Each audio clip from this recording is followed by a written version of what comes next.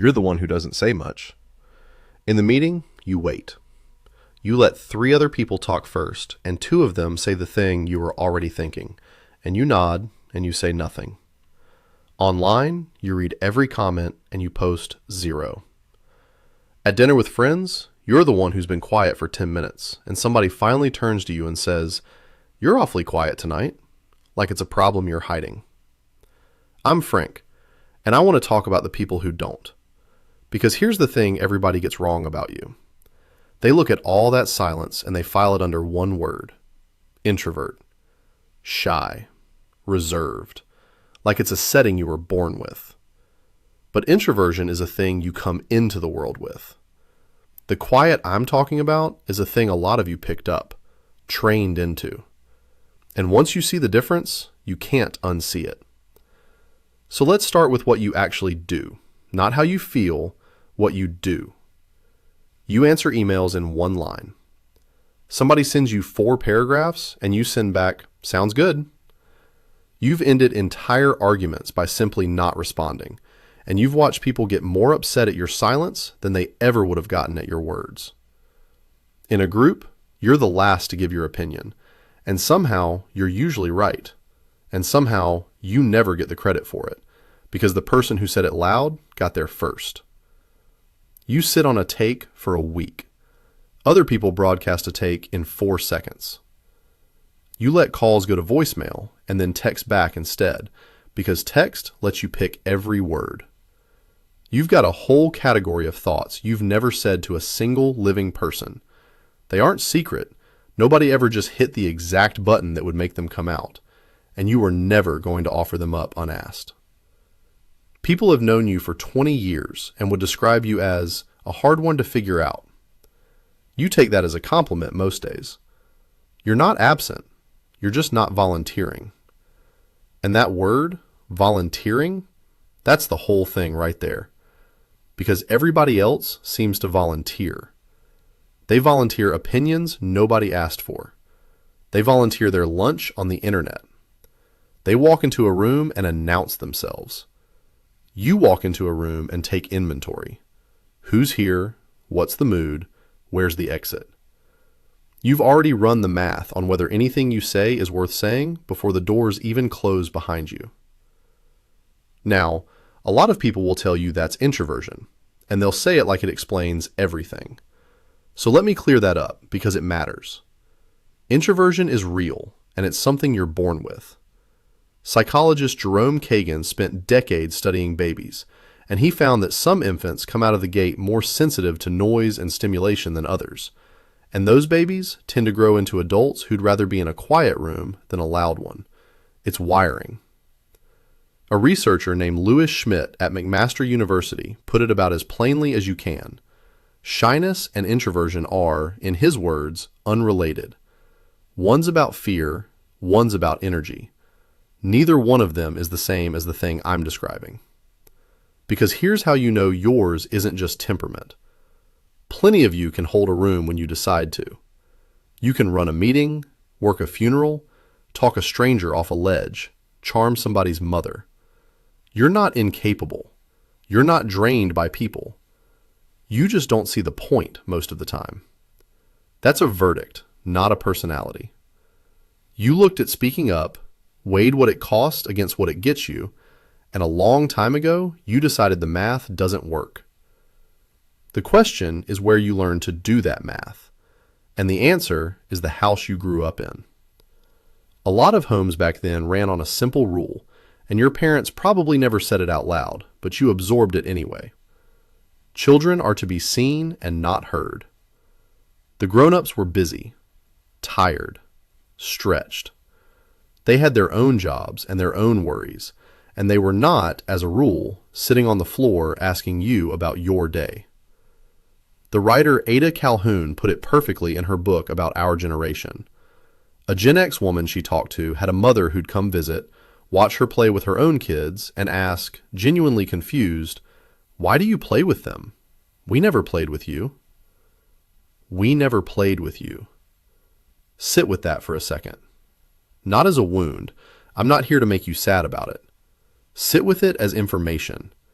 Because that was the curriculum. That's where you took the class.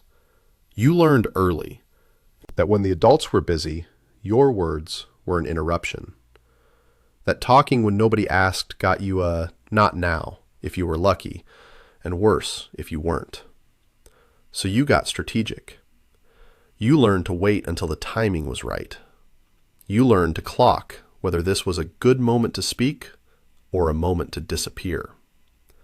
And the kid who figures that out doesn't grow out of it. That kid grows up and becomes the adult who waits for the right moment in every meeting for the next 40 years and never quite decides the moment has arrived. And it went further than just staying quiet. A lot of you became the kid who handled things, who answered the phone like a small adult and took the message, who handled the problem instead of asking, because asking meant bothering somebody, and bothering somebody had a price. You'd sit on a question for days rather than walk into the next room and ask it. You got so good at not needing anything out loud that the adults around you probably bragged about how easy you were. Low maintenance, no trouble. And you wore that like a medal, because back then, it was one. Being no trouble was how you earned your keep. The catch is that low maintenance is just another way of saying you learned to make your own needs quiet. And a need you've trained yourself not to voice doesn't go away. It just goes underground and waits. Once you learned that words were expensive, you started spending them like they were. And this is the part that follows you everywhere, because it turned into a rule you run without even noticing. You only speak when the return is guaranteed. You don't float ideas. You don't think out loud. You don't say the half-formed thing to see what people make of it, because saying the half-formed thing got you nowhere a long time ago. You wait until you're sure. You wait until it's airtight. And by the time it's airtight, somebody louder and only half as right has already said something close enough, and the room's moved on. This is also why you hate small talk. You can do it fine. The trouble is that small talk is, by definition, talking with no guaranteed return. It's spending words for nothing. Your whole system was built to avoid exactly that. And it shows up at work in a way you can actually measure. There's a survey from PeopleScout where 79% of Gen X said they feel forgotten at work, overshadowed by the younger crowd and the older crowd both. And a 2024 report from the Achievers Workforce Institute put numbers on what that forgetting looks like. Gen X workers were about 30% less likely than other generations to say they're meaningfully recognized on the job. And here's the one that should make you sit up. They were around 30% less likely to say they could give honest feedback and actually be heard. Think about what that means. Plenty of people would listen to you. You've just stopped offering, because somewhere back there you decided that talking into a room that's busy doesn't pay. So you do the work, you do it well, you do it quietly, and the credit floats up to whoever narrated it loudest in the meeting. You taught yourself a skill as a kid that was perfect for surviving a busy house and completely wrong for getting promoted. Quiet competence is invisible. Nobody's insulting you when they overlook it. That's just how rooms work. The room rewards the voice. A lot of you watched somebody less capable than you walk into your boss's office and just say the thing. Take the credit. Pitch the idea, your idea half the time, and get the corner office for it. And you stood there thinking, I could have said that. You could have. You just didn't think it was worth the spend. Before I keep going, I should mention I've been putting something together on the side, a book called Psychology of Gen X. It's all the stuff I can't fit into one video. How the people who raised you wired in the habits you're still running today, and what those habits cost you now. Links in the description if you want it. And to everybody watching, sharing, leaving these comments that are honestly better than the videos, thank you, genuinely. If you want to go further, there's a Patreon too. Subscribers get every video with no ads, your name goes in the credits at the end, and you keep this whole thing running. Links right there, QR codes on screen. Now let's talk about the internet, because this is where it gets almost funny.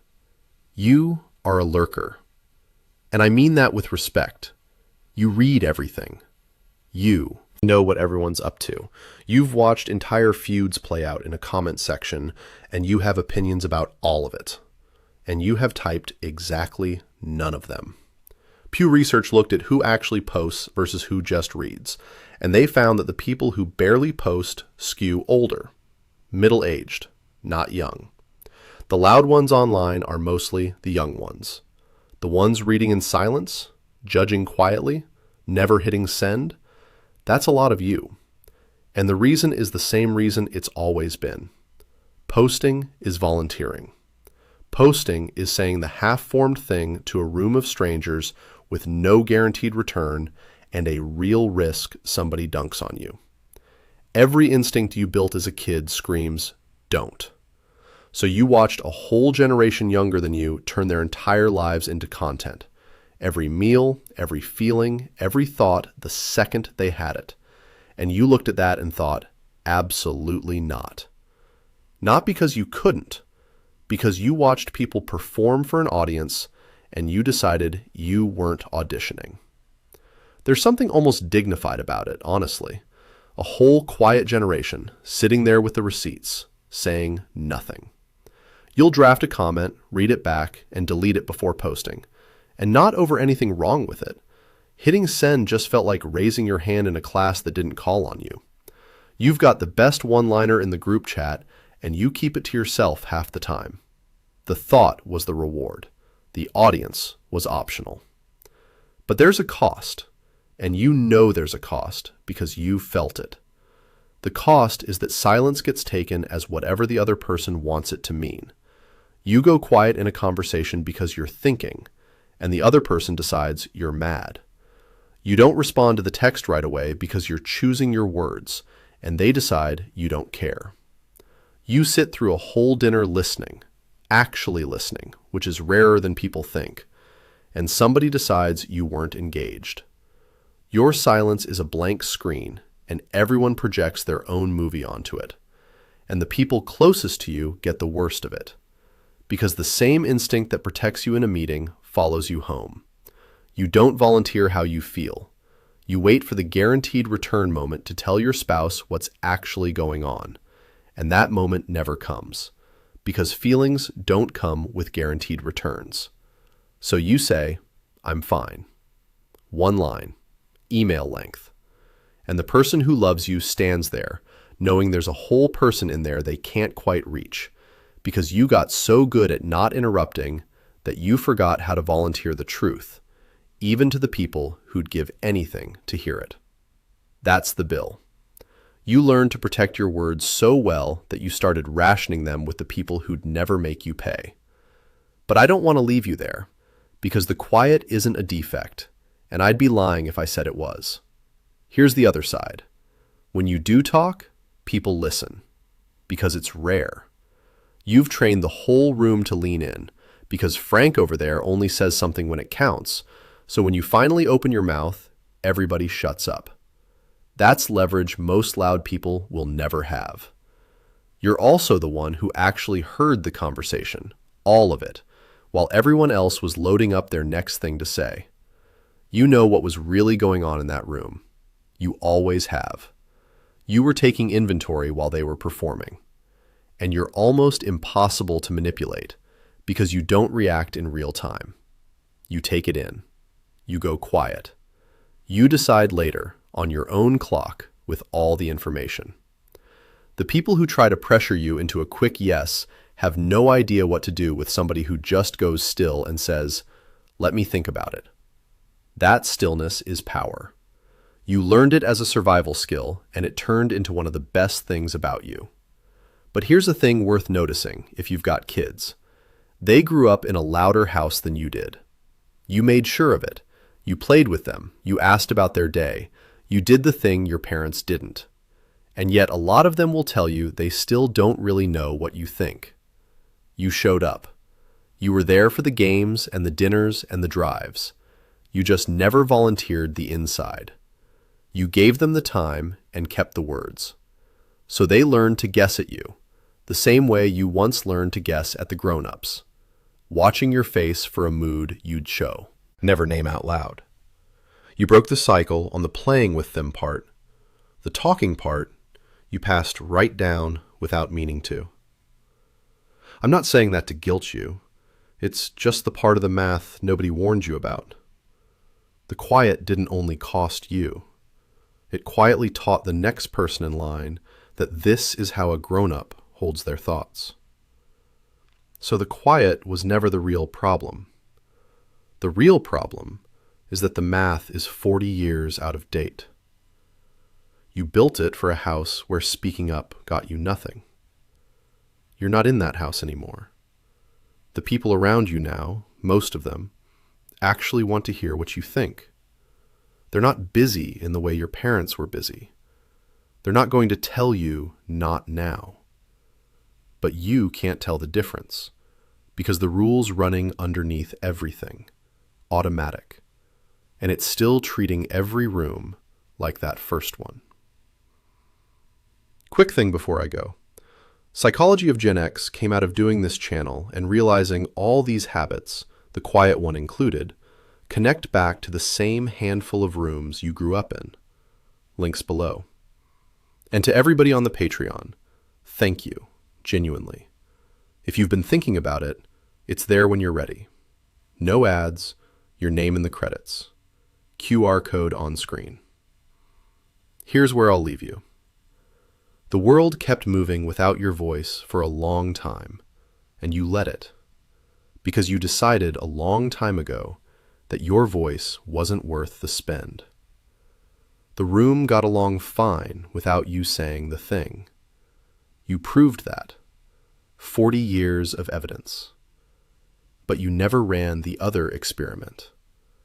You never found out what the room does when you do say it.